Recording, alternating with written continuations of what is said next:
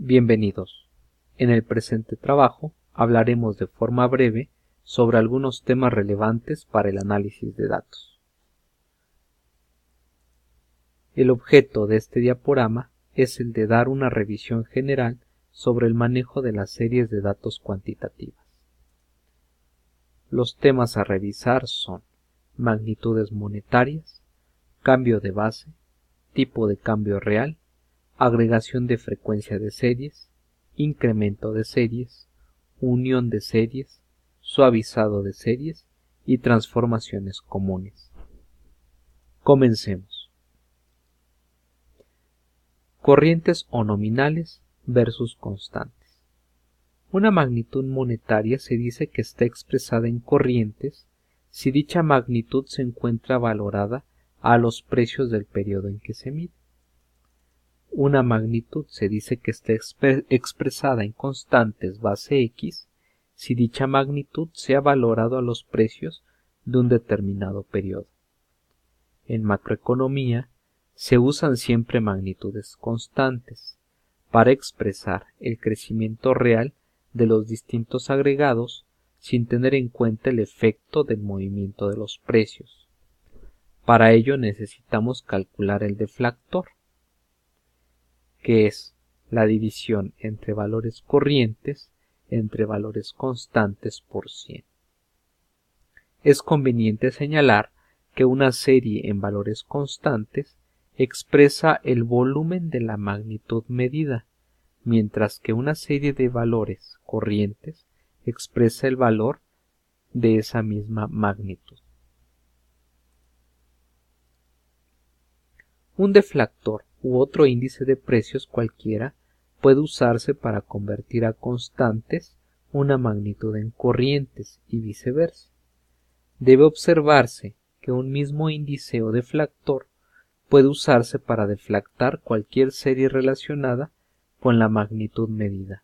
Así, por ejemplo, podemos usar el índice nacional de precios al consumidor para convertir a pesos constantes cierta variable como el Producto Interno Bruto. A su vez, podemos calcular los valores constantes despejando de la fórmula de la diapositiva anterior, dividiendo valores corrientes entre el deflactor y o los valores corrientes multiplicando valores constantes por su deflactor.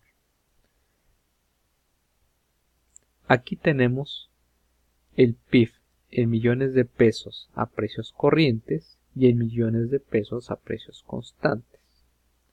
En la cuarta columna se encuentra el deflactor y en la última el crecimiento interanual. Cambio de base de una magnitud real. En ocasiones resulta interesante cambiar la base de referencia de una magnitud medida en términos constantes. Para realizar esta operación basta con cambiar la base de referencia del deflactor y después aplicarse sobre la magnitud en corrientes. Para realizar el cambio de base basta con disponer del valor del deflactor inicial en el nuevo año base para que a continuación se pueda realizar una sencilla regla de 3. Debe entenderse que, obviamente, el crecimiento de una magnitud en constantes es el mismo independientemente de la base en la que se exprese el deflactor. En la tabla podemos ver que tenemos los valores corrientes, constantes base 95 y el deflactor base 95 resultante de la división entre corrientes y constantes en términos porcentuales. Si deseáramos cambiar la base a 1992, el valor del deflactor en 1992 será de 100 y el resto se obtiene mediante una regla de 3. Por ejemplo, para el dato 2 de la columna 5 tendríamos 85.8 es a 100 como 90.6 es a X, por lo que multiplicaríamos 90.6 por 100 entre 85.8, lo que nos daría 105.6. Finalmente, tendríamos que dividir los valores corrientes entre el nuevo deflactor base 92 y con ello habremos cambiado nuestros valores corrientes a constantes con el nuevo año base 92. Tipo de cambio real. El manejo de series medidas en diferentes monedas exige tener claros una serie de conceptos y operaciones básicas que se revisan a continuación. Tipo de cambio bilateral nominal. Un tipo de cambio expresa la equivalencia entre dos monedas distintas. Apreciación, depreciación. Una apreciación de una moneda X respecto a otra Y implica un descenso del tipo de cambio X respecto a Y. Tipo de cambio real. El tipo de cambio real expresa el valor relativo de dos cestas de bienes entre dos países cualesquiera. Puede construirse con sencillez utilizando el tipo nominal y comparando dos índices de precios de ambos países medidos en la misma base. En el ejemplo que presentamos, tenemos el cálculo del tipo de cambio real del año 2000, que se obtuvo a partir del tipo de cambio nominal del 2000, multiplicado por la división entre los índices nacionales de precios al consumidor para el ejemplo de Estados Unidos con respecto a la Unión Europea, lo que nos da un tipo de cambio real de 1.3.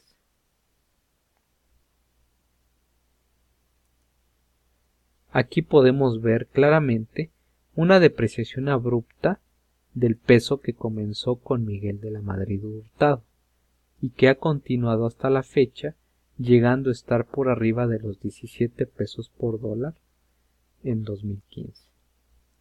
El tipo de cambio peso-dólar pasó de 12.7134 en enero de 2014 a 16.4503 en octubre de 2015 y muy cercano a los 20 pesos en febrero de 2016.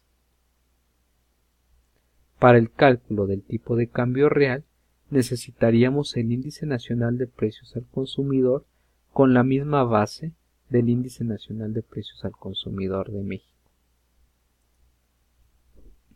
Como ya se dijo, cuando observamos el valor relativo de dos cestas de bienes entre dos países, cualesquiera, obtenemos el tipo de cambio real.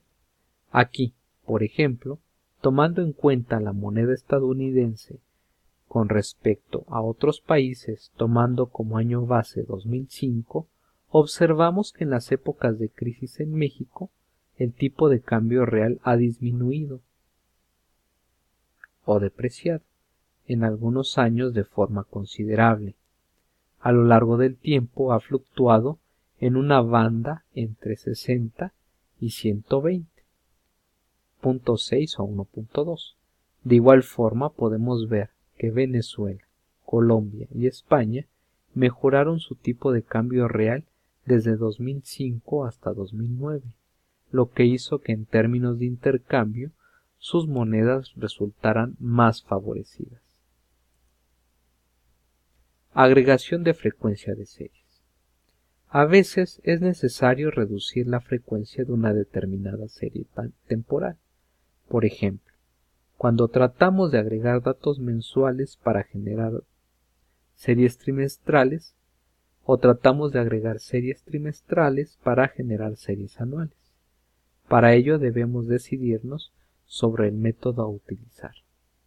Sumas, promedios, etc. En el ejemplo que presentamos, se obtuvieron los promedios para finalmente agregarlos de forma trimestral. Incremento de series. Todo método debe basarse en suposiciones de partida del analista, lo que implica una fuerte carga de subjetividad en la generación de los valores intermedios desconocidos. Efectivamente, realmente resulta imposible conocer la dinámica de cada uno de los periodos dentro de otro mayor, por lo que cualquier cálculo deberá apoyarse en un modelo de evolución previamente asumido, pero susceptible de no haberse producido. Aquí tenemos los cotizantes en el IMSS según ciertas actividades económicas: agricultura, industrias de transformación y comercio. Si no contáramos con la información requerida, una de las formas de obtener los datos estimados es mediante este u otro procedimiento. Lo que se hace aquí fue convertir los datos anuales en datos mensuales. Para ello, se tomó el valor de 2013 y se multiplicó por la tasa de crecimiento anual del año 2014, dividida entre los 12 meses del año. Eso nos da un valor de 16.552.512.58. Posteriormente, el valor obtenido lo multiplicamos por 1 más la tasa de crecimiento mensual del año 2014, es decir, 4.95% entre 12 igual a 0.41%, que se supone constante. Como podemos ver, los datos reales contra los datos estimados varían. No obstante, a veces es necesario hacer este tipo de procedimientos para continuar con nuestra investigación. Unión de series. En ocasiones puede resultar útil unir dos cabos independientes de una misma serie. Por ejemplo, ante un cambio metodológico, una serie puede exhibir un salto que conviene eliminar empalmando las dos series del modo más lógico posible. Otro caso habitual consiste en querer ampliar los valores de la serie a un periodo donde no existía tal serie, utilizando para ello la dinámica observada en otra serie de similar naturaleza. El modo más lógico de juntar dos series, especialmente cuando éstas no tienen ningún periodo de valores en común, consiste en utilizar las tasas de crecimiento de un periodo aplicadas sobre los valores del otro periodo, como se ve en este ejemplo. Suavizado de series. A veces resulta útil procesar una determinada serie con la intención de eliminar parcialmente el componente aleatorio de su evolución, limando los picos de la serie. Para suavizar una serie existen distintos métodos, entre los que destacan el ajuste de los valores de la serie a funciones tendenciales de carácter lineal o polinómico con respecto al paso del tiempo, o el cálculo de las medias móviles de la serie original. En el ejemplo calculamos el promedio móvil 2 tomando en cuenta el predecesor y el sucesor del dato t en cuestión. Transformaciones comunes. Resulta habitual, en especial dentro del área del análisis econométrico de series de tiempo, utilizar ciertas transformaciones sencillas de dichas series. Una de ellas es transformar la serie en diferencias de orden d, que consiste en restar entre cada valor el valor retardado de periodos. El objeto de este procedimiento es eliminar las tendencias de tipo determinista presentes en las series de datos en niveles. Otra forma es transformar la serie en logaritmos, lo cual nos servirá para linealizar modelos originalmente especificados en términos multiplicativos y o de formas funcionales distintas al comportamiento lineal. Nótese que no hay logaritmos de números negativos. Esta transformación nos ayudará a corregir problemas en la regresión, como lo es la heteroscedasticidad o para aproximarnos al concepto de elasticidad a partir de los parámetros estimados en una regresión. Bueno, pues eso sería todo. Muchas gracias por su atención. Hasta luego.